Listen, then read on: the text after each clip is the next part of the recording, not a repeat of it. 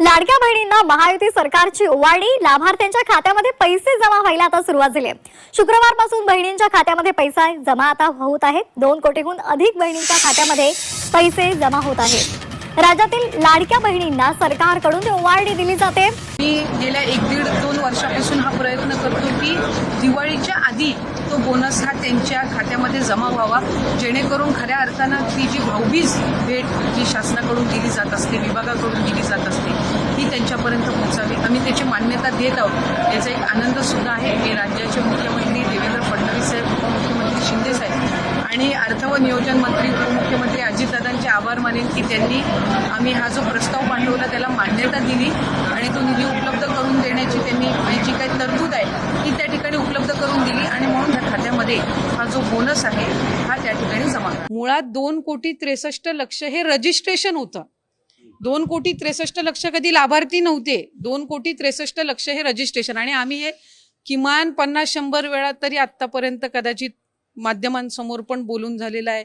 आम्ही प्रत्येक मेळाव्यामध्ये सुद्धा राज्याचे मुख्यमंत्री फडणवीस साहेब असतील, उपमुख्यमंत्री एकनाथजी शिंदे साहेब असतील, आदरणीय दादा असतील, विभागाची मंत्री म्हणून मी असेल, आम्ही त्या ठिकाणी उल्लेख करतो। आणि आजही आमच्या लाभार्थ्यांची संख्या 2,30,00,000 पेक्षा जास्तीच आहे, ती काही त्याच्यापेक्षा कमी नाहीये। मूळ रजिस्ट्रेशन 2,63,00,000 होतं, त्याच्यातलं फिल्टर होऊन म्हणजे त्याच्यातले जे अपात्र असतील, कधीच त्या योजनेमध्ये पात्र असणारे नसतील, स्क्रुटिनीमध्ये असतील, हे त्या ठिकाणी करून सुद्धा वेगवेगळ्या विभागांची ज्या वेळेला आम्हाला माहिती मिळते ती आम्ही क्रॉस व्हेरीफाय। पडताळणी नंतरचा आकडा काय आहे आणि पडताळणीमध्ये अनेक जणांची नावं म्हणजे एकाच कुटुंबातली 4 आहेत, ती कमी झालेली आहेत, वाहनं आहेत, जी काही निकष लावले आहेत त्या निकषाच्या आधारावर पडताळणी केल्यानंतर एक तर निकष जे आहेत ते लाडकी बहीणचे कधीच बदललेले नाही। सुरुवातीपासून जे निकष आहेत ते त्याच प्रमाणामध्ये आहेत। प्रत्येक विभागाकडे आपापली एक रजिस्ट्रेशन असतं, प्रत्येक विभागाकडे आपापला एक डेटा असतो। जसं अन्न व नागरी पुरवठ्याचा आहे किंवा कृषी विभागाचा आहे किंवा माहिती व तंत्रज्ञान विभागाचा असेल, परिवहन विभागाचा असेल, हा जो त्यांचा डेटा असतो याचा कुठल्याही दुसऱ्या विभागाला ऍक्सेस असण्याचं काही कारण नसतं। त्याच्यामुळे महिला व बालविकास विभाग म्हणून आम्ही वेगवेगळ्या ज्या काही विभाग आहेत त्यांच्या ज्या योजना आहेत त्यांच्याकडून त्यांचा डेटा हा मॅच करण्यासाठी मागत असतो आणि ही रुटीन प्रोसिजर आहे, ही सगळ्या योजनांमध्ये होते। फक्त लाडकी बहीण योजना ही सुरुवातीपासून फारच प्रसिद्ध आहे, ती महिलांमध्येही पॉप्युलर आहे, ती विरोधकांमध्येही पॉप्युलर आहे आणि ती लोकप्रतिनिधी म्हणून आमच्या सगळ्यांसाठी किंवा महायुतीच्या सरकारसाठी सुद्धा महत्त्वपूर्ण आहे। त्याच्यामुळे साधारणपणे प्रत्येक जी स्कीम आहे याचं डेटा व्हेरिफिकेशन, त्यांची ऑडिट, ह्या सगळ्या गोष्टी होत असतात। आता साधारणपणे लाडकी बहीण योजनेच्या मध्ये सुद्धा आम्ही डिसेंबर-जानेवारी महिन्यामध्ये कृषी विभागाचा आम्ही डेटा त्या ठिकाणी मागवला होता। म्हणजे आम्ही मागवला होता खरं तर ऑक्टोबरच्या आधी, पण मधल्या कालावधीमध्ये आचारसंहिता होती विधानसभेची, त्याच्यानंतर आम्हाला तो डिसेंबरच्या अखेरीस जानेवारीच्या पहिल्या आठवड्यामध्ये प्राप्त झाला। मग त्याच्यामध्ये जे नमो शेतकरीचे लाभार्थी होते ते आम्ही लाडकी बहीण मधून त्यांना 500 रुपये आणि नमो शेतकरी मधून 1000 म्हणजे एकूण त्यांना 1500चा लाभ अशा पद्धतीनं त्यावेळेला रुजू केलं। अन्न व नागरी पुरवठाकडनं तर आम्हाला जे शिधाधारक असतात किंवा जे तुमचं पिवळा आणि केशरी कार्ड धारक असतात तो डेटा त्या निमित्ताने मिळाला। परिवहन विभागाकडनं एक काही मर्यादित आम्हाला डेटा मिळाला। IT चा म्हणजे इन्कम टॅक्सचा आम्ही डेटा केंद्राकडून मागवला होता, तो आम्हाला या आठवड्याभराच्या कालावधीमध्ये ती एक आम्हाला अपेक्षित आहे की त्याचं एक इम्प्लिमेंटेशन विभागाकडून त्या ठिकाणी होईल। मधल्या कालावधीमध्ये माहिती व तंत्रज्ञान विभागाने एक 25-26 लाखाच्या डेटाची आम्हाला माहिती दिली। आता एक गोष्ट आपण समजून घेणं आहे की त्यांच्याकडे जितका डेटा आहे तो सगळा त्यांनी दिला, त्याच्यानंतर आम्ही त्याच्या क्रॉस व्हेरिफिकेशनची सुरुवात केली। आता त्या 26 लाखामधले 2,63,00,000 जे काही रजिस्ट्रेशन झालं होतं याच्यामध्ये सुरुवातीच्या कालावधीमध्येच अपात्र झालेले पण, अपात्र ठरवलेले पण बरेच आहेत, कारण तो एक डेटाचा चंक आहे। तर त्याच्यातले त्या 26 लाखामधले 26 लाख काही बाद नाही झालेले आहेत, त्याचं आम्ही क्रॉस व्हेरिफिकेशन ती प्रोसिजर आम्ही केलेली आहे। अंगणवाडी सेविका, मदतनीस या ग्राउंड लेवलवर जाऊन त्यांनी प्रत्येक ठिकाणी व्हेरीफाय केलेलं आहे आणि ती आमच्याकडे साधारणपणे या 1-2 ह्या एखाद आठवड्याच्या कालावधीमध्ये ते सगळंच आमच्याकडे जे काही एकत्रीकरण आहे त्या सगळ्या जिल्ह्यांचं रिपोर्टचं तेही आम्हाला प्राप्त होईल आणि त्यानुसार जे पात्र लाभार्थी आहेत त्यांना लाभ त्या ठिकाणी सुरू राहणारच आहेत आणि त्या डेटामधले जे अपात्र आहेत जी काही असतील 2-4 लाख 5 लाख जी काही असतील त्यांना निश्चितपणाने त्यांचा जो लाभ आहे तो त्या ठिकाणी जो थांबवण्यात आलेला आहे तो कंटिन्यू तसाच राहील, म्हणजे तो पुढेही थांबवण्यात येईल. मराठवाड्यामध्ये आम्ही जेव्हा माहिती घेतली तेव्हा 1.25 लाखचा जो डेटाबेस आहे पडताळणीच्या काळामध्ये, ते वेगवेगळ्या योजनांचा लाभ घेत आहेत म्हणून आता त्यांचे पैसे मिळणार नाही.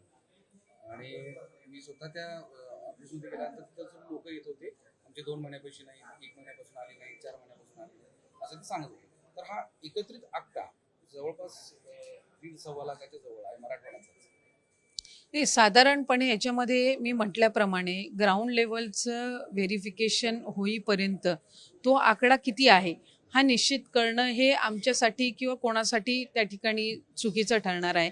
काही अशा आहेत की ज्यांनी त्यांना माहिती आहे की त्यांनी दुसऱ्या योजनेचा लाभ घेतलेला आहे, तरी त्यांनी त्यावेळेला फॉर्म भरलेला होता. आणि तुम्ही एक गोष्ट समजून घ्या की पोर्टलवर असो किंवा मॅन्युअली असो, ज्या वेळेला फॉर्म अपलोड केला गेला त्याच्यामध्ये त्यांचं सेल्फ अटेस्टेशन घेतलेलं आहे, म्हणजे त्यांनी स्वतः माहिती द्यायची की त्यांनी कुठल्या स्कीमची त्या ठिकाणी लाभ घेतलाय की नाही घेतलाय. आता आम्हाला जो डेटा वेगवेगळ्या विभागाचा मिळाला तो आम्ही इंटिग्रेट केला, म्हणजे तो आम्ही आमच्याकडे जे रजिस्ट्रेशन झालं त्याच्यामध्ये आम्ही तो इंटिग्रेट केल्यानंतर आम्हाला लक्षात आलं की बाबा ही लाभार्थी जी आहे ही नमो शेतकरीची पण लाभ घेते आणि लाडकी बहीणचा पण लाभ घेते. मग आम्ही त्यांना लाडकी बहीणमधून 500 आणि नमो शेतकरीचा जो 1000 आहे तो त्या ठिकाणी चालू केला. संजय गांधी निराधारचा फिक्स डेटा आहे, त्याच्यामुळे त्याच्यामध्ये जसा त्यांचा बऱ्याचशा वर्षापासून ती असणारी स्कीम आहे त्याच्यामुळे त्यांचं डेटाचं कन्सॉलिडेशन त्या ठिकाणी आहे.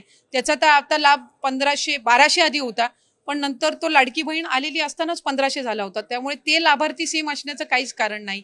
काही असे होते ज्यांची 4 व्हीलर होती, त्यांचा डेटा परिवहनकडे नव्हता, त्याच्यामुळे ही ग्राउंड लेवलची स्क्रुटिनी केलेली आहे. आणि मला खात्री आहे की जे अपात्र ठरतील त्यांना माहितीच होतं की कालांतराने ते अपात्र होणार आहेत. शेवटी आपण ज्या वेळेला फॉर्म भरत असतो त्यावेळेला आपल्याला माहिती असतं की आपण कुठल्या तरी स्कीमचा फायदा घेत, म्हणजे आपण लाभ घेतोय आणि तरी सुद्धा आपण हा फॉर्म भरलेला आहे. त्याच्यामुळे असं काही नाहीये की ते त्यांच्यासाठी पण अनपेक्षितपणाने राहणार आहे. शेवटी तो डेटा व्हेरीफाय झाल्यानंतर सरकारी जे कर्मचारी आहेत त्यांच्याकडून ती रक्कम वसूल करण्याचा निर्णय हा विभागाने घेतला, शासनाने घेतला. मंत्रिमंडळाच्या बैठकीमध्ये सुद्धा राज्याचे मुख्यमंत्री आणि दोन्ही उपमुख्यमंत्री मंत्रिमंडळांसमोर त्या ठिकाणी तो आम्ही ठेवला आणि त्यानुसार सरकारी चलांच्या माध्यमातून ते राज्याच्या तिजोरीमध्ये येण्याची प्रक्रिया ही त्या ठिकाणी सुरू आहे. त्याच्यामुळे कुठल्याही पात्र लाभार्थ्यावर अन्याय होऊन देणार नाही ही दक्षता विभाग म्हणून आम्ही घेत आहोत. शेवटचा एक छोटा प्रश्न, की पर्सेंटेज काय असेल किंवा नाही, मी आपल्याला म्हटलं की मी आपल्याला म्हटलं की साधारणपणे त्याच्यामधली वेग स्टेटमेंट करणं हे मंत्री म्हणून सुद्धा मला माझ्या पद्धतीनं मला वाटतं ते योग्य राहणार नाही. पण कुठलीही योजना जर असेल आपण समजून घ्या की त्याच्यामध्ये काही प्रमाणामध्ये काही पर्सेंटेजमध्ये एरर हा होत असतो, पण त्याच्यामध्ये स्क्रुटिनी हा दरवर्षीची ही साधारणपणे प्रक्रिया आहे आणि ती फक्त लाडकी बहीण नाही, ती सगळ्या स्कीममध्ये होत असते. लाडकी बहीण योजनेविषयी अतिशय महत्त्वपूर्ण जे अपडेट आहे तुम्हाला या व्हिडिओच्या अंतर्गत मिळालेली असेल. ज्या बहिणींनी KYC केलेली नाही त्यांना आता काही टेन्शन घेण्याची गरज नाही, कारण KYCची मुदत आता ते वाढवण्यात आलेली आहे आणि KYCला सध्या स्थगिती देण्यात आली आहे. ज्या बहिणींनी KYC केली नसेल त्यांना सुद्धा या महिन्यांचा जो लाभ आहे तो मिळणार आहे. भाऊबीजची ओढणी त्यांच्या खात्यामध्ये जमा व्हायला सुरुवात झाली आहे आणि ऑक्टोबरच्या निधीबाबत सुद्धा आता जी माहिती आहे ती मिळालेली आहे. पुढच्या हप्त्यामध्ये लाडक्या बहिणींना जो ऑक्टोबरचा निधी आहे तो सुद्धा दिला जाणार आहे. आचारसंहिता लागत असल्यामुळे सरकारनं हा निर्णय आता घेतलेला आहे.